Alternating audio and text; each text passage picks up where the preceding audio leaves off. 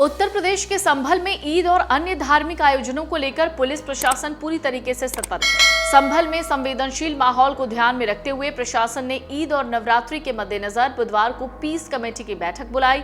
बैठक में दोनों समुदायों के प्रमुख लोग शामिल थे। इस दौरान एएसपी श्री चंद्र, एसडीएम वंदना मिश्रा और सीओ अनुज चौधरी ने लोगों को शांति बनाए रखने का संदेश दिया। अधिकारियों ने कहा, किसी भी हाल में कानून व्यवस्था से खिलवाड़ नहीं होने दिया जाएगा। आने वाले त्योहार शांतिपूर्ण रूप से मनाए जाएं। बैठक के दौरान मुस्लिम समुदाय के कुछ लोगों ने घर की छतों पर नमाज पढ़ने की अनुमति मांगी, जिस पर प्रशासन ने साफ इनकार कर दिया। एएसपी श्री चंद ने स्पष्ट कहा कि अलविदा जुमा और ईद की नमाज परंपरागत तरीके से मस्जिद और ईदगाहों में ही अदा की जाए। अगर किसी ने सड़क और मस्जिद के आसपास के मकानों की छतों पर नमाज अदा की तो उसके खिलाफ कार्रवाई होगी। बैठक के बाद मीडिया से बात करते हुए संभल की एसडीएम वंदना मिश्रा ने कहा, शांति समिति की बैठक आने वाले त्योहारों के लिए की गई थी। इसमें नवरात्रि का त्योहार और ईद शामिल है। नमाज के लिए चर्चा ये रही है कि ये बता दिया गया कि सड़कों पर नमाज नहीं पढ़नी है। इसके अलावा माइक और लाउड स्पीकर के इस्तेमाल की भी बात हो रही थी, उसको भी मना कर दिया गया। इसके अलावा उन लोगों ने कहा कि छत पर नमाज पढ़ने की अनुमति दी जाए, इसकी इजाजत जांच के बाद दी जाएगी। शांति समिति की बैठक आने वाले त्योहारों को लेकर की गई है, जिसमें नवरात्रि का त्योहार है और इसके अलावा ईद है, फिर उसके बाद महानवमी का त्योहार है। तो उसके संबंध में बैठक की गई थी और उसमें जो भी लोग उपस्थित रहे शांति समिति की बैठक में, उन लोगों ने अपने जो भी समस्याएं आ रही है त्योहार के दौरान, जैसे कभी कभार बिजली की समस्या, कभी पानी की समस्या, इस तरह की छोटी छोटी चीजें जो हैं, कहीं नाली वगैरह खुली पड़ी है या कोई दिक्कत है, तो उसके संबंध में छोटी छोटी चीजों से अवगत कराया है। उसके निस्तारण के लिए लोगों को अवगत करा दिया गया। नमाज के लिए चर्चा ये रही कि ये बता दिया गया है कि, और ये लोग सहमत भी थे कि सड़क पर नमाज नहीं पढ़ना है, जो पूर्व से ही लागू है। और इसके अलावा माइक लाउड स्पीकर के प्रयोग के अनुमति की बात हो रही थी, तो उसको डिनाई कर दिया गया है कि अभी तो इस तरह कोई विचार नहीं किया जा रहा है। और इसके अलावा लोगों ने कहा कि छतों पर नमाज पढ़ने की जो मस्जिद के आसपास का है, तो उसमें कहा गया है कि इस तरह की अनुमति देने से पहले इसकी जांच करा ली जाएगी। अगर लगता है कि इसमें किसी भी तरह की कोई अनहोनी होने की संभावना है तो इस तरह की अनुमति हम नहीं दे पाएंगे। एसडीएम वंदना मिश्रा के इस बयान पर अब जमकर राजनीति हो रही है। सपा ने संभल एसडीएम के बयान पर आपत्ति जताई है। सपा सांसद वीरेंद्र सिंह ने कहा कि पहली बार ऐसा नहीं हुआ है जब नवरात्रि और रमजान देश में एक साथ मनाए जा रहे हों। ये केवल मुद्दों से जनता का ध्यान भटकाने का तरीका है। आम जनता के मुद्दों से ध्यान भटकाने के लिए शासन द्वारा अधिकारियों से ऐसी बातें बुलवाई जाती हैं। देखिए, नवरात्रि और रमजान एक साथ पहली बार देश में नहीं आया है। ये केवल इश्यूज को डाइवर्ट करने का एक तरीका है कि आम जनता के जो मुद्दे हैं, महंगाई है, बेरोजगारी है, विकास है, इन सारे मुद्दों से ध्यान भटकाने के लिए ये शासन के द्वारा बुलवाया जाता है अधिकारियों से। अधिकारी अपने मन से नहीं बोलते, ये उधर से ऊपर से निर्देश मिलता है कि इसी तरीके की भाषा का प्रयोग करो, और वो इसी तरीके की भाषा का प्रयोग करते हैं।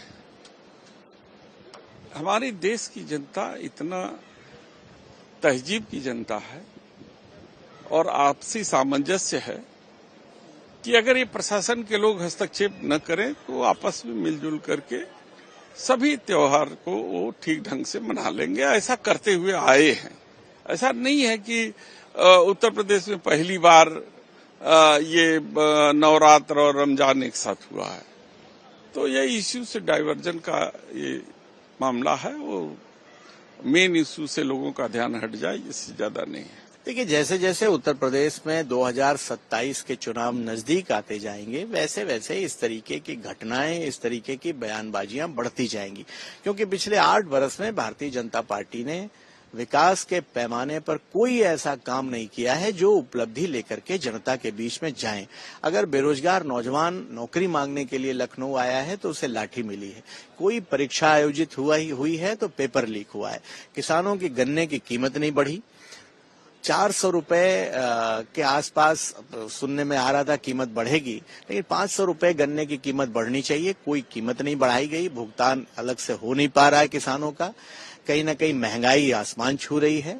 रोजमर्रा की जरूरतों के दाम बढ़ रहे हैं, डीजल पेट्रोल आसमान छू रहा है, तो फिर जाहिर सी बात है कि जब इन मोर्चों पर सरकार फेल होगी तो जो मुख्यमंत्री जी का प्रिय विषय है हिंदू मुसलमान, वो लेकर के आएंगे। और सड़क पर नमाज जैसी बात हो, ये कोई आज की नई बात नहीं है। लाउड स्पीकर की भी बात आज की कोई नई नहीं है। पिछले 8 बरस से सरकार इसी एजेंडे पर काम कर रही है। और जहां तक सवाल नमाज का है और सड़क की बात है, तो प्रशासन को कौन चाहता है कि सड़क पर नमाज पढ़े, तो प्रशासन को वैकल्पिक इंतजाम करना चाहिए। और ये अपने देश विविध रंगों से भरा हुआ देश है, हर एक धर्म की आस्था से जुड़ा हुआ और सम्मान करने वाला देश है। इसलिए हम लोग मिल करके, जैसे हमने होली मनाई है, वैसे ही गले मिल करके ईद भी मनाएंगे। वहीं सपा सांसद अवधेश प्रसाद ने कहा, अलविदा की नमाज में लोग देश में अमन चैन और भाईचारे के लिए नमाज पढ़ते हैं। ये अलविदा की नमाज कोई नई शुरुआत नहीं है। किसी भी धर्म पर पाबंदी लगाना संविधान के खिलाफ है। देखिए, ये अलविदा का नमाज है जिसमें इस देश में अमन चैन, भाईचारा और आपसदारी के लिए लोग नमाज पढ़ते हैं और दुआ मांगते हैं ऊपर वाले से, परमात्मा से, अल्लाह ताला से। और ये अलविदा की नमाज कोई नई शुरुआत नहीं है, कोई नई शुरुआत नहीं है। हमेशा ईद रहा है त्योहार और अलविदा की नमाज होती रही है। तो किसी तरह से पाबंदी लगाना, मैं समझता हूं, जो हमारे संविधान के प्रेम्बिल में है, जिसको देशवासियों ने 26 नवंबर 49 को अडॉप्ट किया है, उसमें स्पष्ट लिखा है सारे जो अधिकार हैं सम्मानित देशवासियों के लिए। उसी में ये है कि धार्मिक स्वतंत्रता अधिकार, अपने धर्म के अनुसार उपासना का अधिकार, ये तमाम है। तो किसी धर्म पर पाबंदी लगाना, मैं समझता हूं, ये संविधान के प्रिम्बिल के खिलाफ है, संविधान के खिलाफ है। ऐसा नहीं होना चाहिए। वहीं बीजेपी सांसद रवि किशन ने संभल एसडीएम के बयान पर कहा, जनमानस को तकलीफ ना देते हुए अपने त्योहारों को मनाएं। जितने भी आलिम और मौलाना हैं वो सब कहते हैं नमाज मस्जिद में कबूल होती है। सड़कों वाली प्रथा किसने शुरू की? कानून देखिए, बच्चे स्कूल जाते हैं, एम्बुलेंस है, दिक्कत ना हो, उस हिसाब से वो हिंदू मुसलमान सब पर बनता है कि जनमानस को तकलीफ ना देके हुए अपने त्योहारों को मनाएं। और जितने आलिम मौलाना हैं सब लोग कहते हैं कि नमाज तो मस्जिद में कबूल होती है, मस्जिद में मनाई जाती है। सड़कों वाली प्रथा किसने शुरू की, ये हमको नहीं। तो ऐसे में आइए अब हम आपको बताते हैं आखिर ईद को लेकर संभल में क्यों सियासी बवाल मचा हुआ है। साथ ही बताएंगे कि पुलिस ने छतों पर नमाज अता करने की इजाजत क्यों नहीं दी। संभल के एएसपी श्रीचंद्र ने गुरुवार को कहा, छतों पर नमाज अता करने से इसलिए रोका गया है क्योंकि छत पर भीड़ जमा होने से किसी दुर्घटना की संभावना है।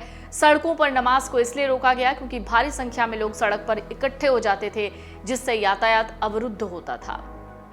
छतों पर नमाज अदा करना कोई परंपरागत रूप से नहीं है। यह मात्र इसलिए रोका जा रहा है जिससे कि दुर्घटना घटित हो सकती है और इसकी पूरी संभावना है कि भारी संख्या में छतों पर भीड़ जमा हो जाए और तत्पश्चात कोई घटना घटित हो जाए। इसीलिए इसको रोका गया है। और साथ ही सड़क पर इसलिए रोका गया है कि एक भारी संख्या में लोग सड़क पर जमा हो जाते थे एवं यातायात अवरुद्ध होता था। साथ ही नेशनल हाईवे तक अवरुद्ध होते रहे हैं, राष्ट्रीय राजमार्ग भी अवरुद्ध होते हैं। एक लंबे समय तक लोगों का आवागमन पूरी तरह से बंद हो जाता है, दुर्घटना घटित हो सकती थी। अतः रोड पर नमाज अदा करने से रोका जा रहा है। बिल्कुल सुरक्षा को दृष्टिगत रखते हुए यह सुनिश्चित किया जा रहा है कि पूर्व की भांति धार्मिक स्थलों पर ईदगाह मस्जिदों के अंदर नमाज अदा करें, उसके परिसर में नमाज अदा करें। और रोड पर नमाज अदा करना कोई परंपरागत नहीं है और साथ ही दुर्घटना घटित हो सकती है, इसलिए इसे रोका गया है। आपको बता दें, संभल में पिछले साल 24 नवंबर 2024 को शाही जामा मस्जिद के सर्वे के दौरान बवाल हुआ, जिसमें 4 लोगों की मौत हुई, 29 पुलिसकर्मी घायल हुए थे। इस घटना के बाद संभल में सुरक्षा के कड़े इंतजाम किए गए। होली के मौके पर भी संभल में सुरक्षा के कड़े इंतजाम थे। वहीं अब ईद और नवरात्रि का पर्व है, जिसको लेकर पुलिस प्रशासन ने बैठक में त्योहारों को शांतिपूर्ण मनाने की और शांतिपूर्वक तरीके से मनाने की अपील की है। अगर आप ये वीडियो YouTube पर देख रहे हैं तो हमारे चैनल को सब्सक्राइब कर बेल आइकन दबाएं और Facebook पर देख रहे हैं तो हमारे पेज को लाइक करें।